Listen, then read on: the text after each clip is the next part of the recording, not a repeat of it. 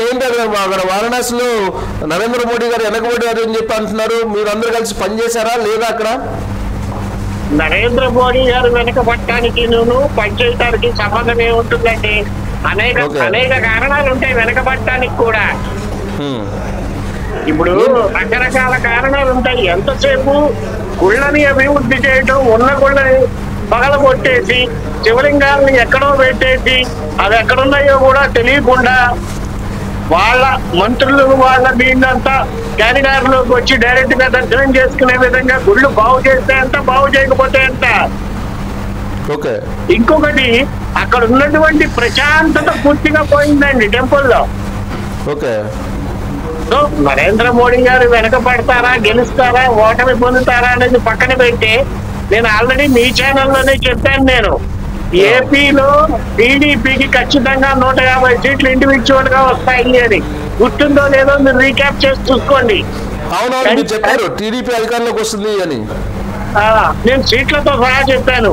ఇంకో విషయం ఏంటంటే, నేను ఇది కూడా చెప్పాను మీ దాంట్లోనే, ఈ కేంద్రంలో గనక పూర్తి మెజారిటీ మోడీ గారికి రాకపోతే యూటర్న్ తీసుకొని స్పెషల్ స్టేటస్ ఆంధ్రాకు వస్తుంది అని కూడా చెప్పా. మీ దాంట్లోనే చెప్పా. ఎలా ఉంటుందంటే స్వామి గారు, ఇప్పుడు నరేంద్ర మోడీ గారు వెనకబట్టడానికి ప్రధాన కారణాలు కేవలం అక్కడ శివాలయాన్ని, కాశీ విశ్వనాథుని కదిలించడమేనా? అలా అని కాదండి. ఇప్పుడు ఇక్కడ ఎన్నో ఏళ్లగా మాకు కూడా తెలియదు. మేము కొత్తగా వచ్చినప్పుడు వారణాసిలో శని భగవానుడు అని ఒక మందిరం ఉంది. అది ఎక్కడుందో కూడా తెలియదు. ఇప్పుడు ఎన్నో శివలింగాలు చాలా పురాతనమైనవి, ఆనందేశ్వరుడని ఇలా రకరకాల శివలింగాల పేర్లున్నాయి. అవన్నీ ఎక్కడున్నాయో తెలియదు. ఇప్పుడు క్యారిడార్ అని పెట్టేసి అందులో టీలు కాఫీలు అమ్ముతూ ఉంటే అసలు గుడికి వెళ్ళే వాళ్ళకి ప్రశాంతత ఎక్కడ ఉంటుంది? ఆ ఒక్కటి అని కాదండి, ప్రతి ఒక్కటి. నిన్నో మొన్నో నాకు తెలిసిన వాళ్ళతో మాట్లాడాను. వాళ్ళంతా కూడా చిన్న చిన్న పనులు చేసుకునేవాళ్ళు.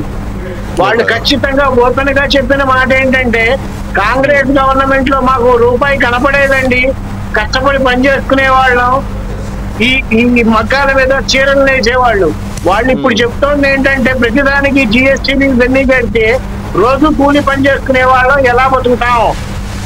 సంపాదన అంతా కూడా. వారణాసిలో ప్రధాని మోదీ గారు వెనుకొంజలో ఉండడానికి కారణం మీరు ఇప్పుడు చెప్పినటువంటి ఒక అంశం అయితే, ఇంకా వేరే ఇతర అంశాలు ఏవి వచ్చి ఉండొచ్చు అంటారు? ఏం అభివృద్ధి చేశారో చెప్పమనండి కొంచెం. మీరు చెప్పండి పోనీ ఒక్క అభివృద్ధి చెప్పండి మీరు.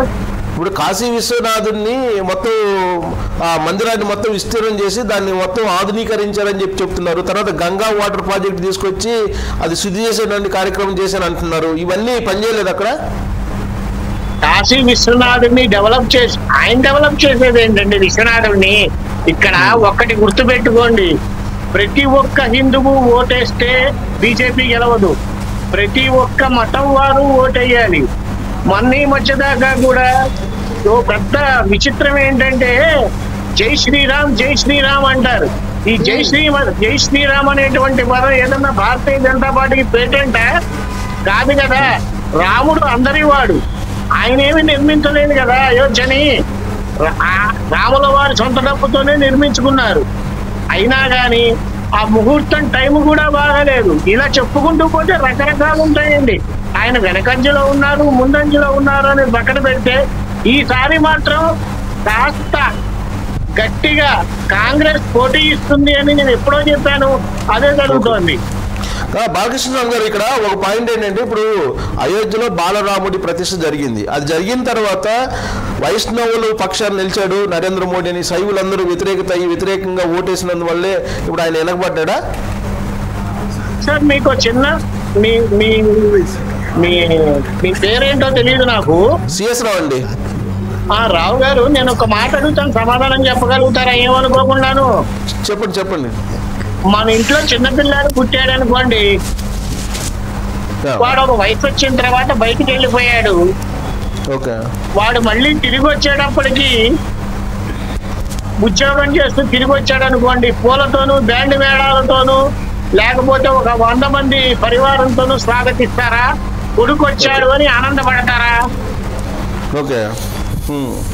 అలాగే బాలరాముడు అంటే అయోధ్యలో పుట్టినవాడే బాలరాముడు, ఇంకా ఆయన్ని తీసుకొచ్చి అసలు మళ్ళీ అయోధ్యలో ప్రతిష్ఠించడం ఏంటండి? ఆల్రెడీ అక్కడ ఒక రాముడు ఉన్నాడు, ఆయన ఎందుకు చేయలేకపోయారు? ఇలా రకరకాలు ఉంటాయండి. ఒకటి ఓటమికి ఒక్కటే కారణం కాదండి, అన్ని రకాలుగాను కారణాలు ఉంటాయి, అన్ని రకాలుగాను. కానీ బాలకృష్ణరావు గారు ఇప్పుడు వస్తున్నటువంటి రిజల్ట్ ప్రకారం మనకి 291 స్థానాలు లీడ్లో ఉంది ఎన్డీఏ, 222 స్థానాల్లో ఇండియా కూటమి ఉంది. ప్రధానమంత్రి నరేంద్ర మోడీ అవడానికి ఒక ఛాన్స్ ఉంది ఇప్పుడు కూడా. ఇది మ్యాజిక్ ఫిగర్ కి కొంచెం దగ్గరలో ఉన్నారు. మ్యాజిక్ ఫిగర్ 272 అండి. అవును, లీడ్ ఉంది. కానీ అంటే ఓకే, ఆయన ప్రధానమంత్రిగా మళ్ళీ ప్రమాణ స్వీకారం చేస్తారా లేదా అనేటువంటిది పక్కన పెడితే, మనం ఆంధ్రప్రదేశ్ వాళ్ళం కాబట్టి, అంటే ఆంధ్రాలో ఉన్నాం కాబట్టి, నా కోరిక, అది నా పర్సనల్ కోరిక, ఆ లీడ్ కూడా రాకుండా, ఎవరి సపోర్టు లేకుండా గవర్నమెంట్ ఫామ్ చేయకుండా ఉంటే ఖచ్చితంగా once again I'm telling you, special status U turn తీసుకొని మళ్ళీ ఆంధ్రప్రదేశ్కి వస్తుంది. ప్రస్తుత పరిస్థితుల్లో ఆంధ్రప్రదేశ్ లో స్పెషల్ స్టేటస్ చాలా అవసరం. మీరు అడిగారు ఇందాక ఆయన ఓడిపోవడానికి కారణాలు ఏంటంటే రకరకాల కారణాలు. ఇంతకాలం 5 ఏళ్ల పాటు జగన్మోహన్ రెడ్డి గారి ప్రభుత్వాన్ని కాపాడుతూ ఎందుకు వచ్చారండి ఆయన? ఓకే, ప్రతి చోట బాలకృష్ణరావు గారు అంటే కర్మ సిద్ధాంతం అంటారా? అంతే కదా, మనం ఏదైతే ఇస్తామో ప్రకృతి కొద్ది రోజుల తర్వాత మళ్ళీ రిటర్న్ గిఫ్ట్ ఇస్తుంది. ఉదాహరణ ఏంటంటే, చిన్నప్పుడు మనకి మట్టి కుండల్లో అన్నం వండి పెట్టేవాళ్ళు మన తాత ముత్తాతలు. అవునవును. ఇప్పుడు ఆ కుండల్లోనే వండుకు తినాలి అంటే వైద్య నిపుణులు చోట కొనుక్కొచ్చుకుంటున్నారు. అవును.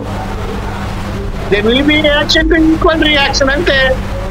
ఇక్కడ మోదీ మ్యానే అన్నారు, 5 తీసుకొచ్చింది ప్రధాని మోదీ అంటే దానికి ఇంతకు ముందు చాలా మంది ట్రై చేశారు కానీ ఒక ర్యాలీలు తీసుకొచ్చారు అయోధ్యలో రామ మందిరం కట్టడానికి.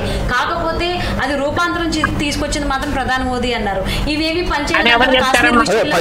అవి కాదు స్వామి చెప్తుంది, బాలకృష్ణస్వామి గారు చెప్తుంది ఏంటంటే, ఇప్పుడు ఆంధ్ర రాష్ట్రానికి ప్రత్యేక హోదా రావాలంటే కనుక అక్కడ ఆంధ్రప్రదేశ్ లో ఏదైతే పార్టీ అధికారులకు వస్తుందో దాన్ని బేస్ చేసుకొని అక్కడ కన్నా ప్రభుత్వం ఏర్పడితే మంచి జరుగుతుంది అని చెప్తున్నారు. స్వామి గారు, ఇది మీ వ్యక్తిగత అభిప్రాయమా లేదంటే కొంచెం ఆస్ట్రాలజీ ఆధ్యాత్మికత ఆ కోణం నుంచి చెప్పారా? అంటే నేను అంతకు ముందు మీ ఛానల్లోనే సేమ్ వర్డ్స్ మాట్లాడానండి. ఏం మాట్లాడానంటే ఈసారి కాంగ్రెస్ కూడా చాప కింద నీరులాగా వెళ్తుంది, కనపడకుండా ముందులోకి వస్తుంది అని చెప్పా. ఇప్పుడు నా యాస్ట్రాలజీ ప్రకారమా దేని ప్రకారం అంటే, మీ దాంట్లో ఇంకా చాలా మాట్లాడానండి నేను. బొత్స సత్యనారాయణ గారికి గెలవరని చెప్పా, రోజా గారికి గెలవడని చెప్పా, పెద్దిరెడ్డి గెలవడని చెప్పా, అవినాష్ రెడ్డి గెలవడని చెప్పా. ఇలా చాలా మటుకు ఆంధ్రప్రదేశ్ లో ఉన్న మంత్రులు 90% గెలవరని చెప్పా. ఇవన్నీ మీ దాంట్లో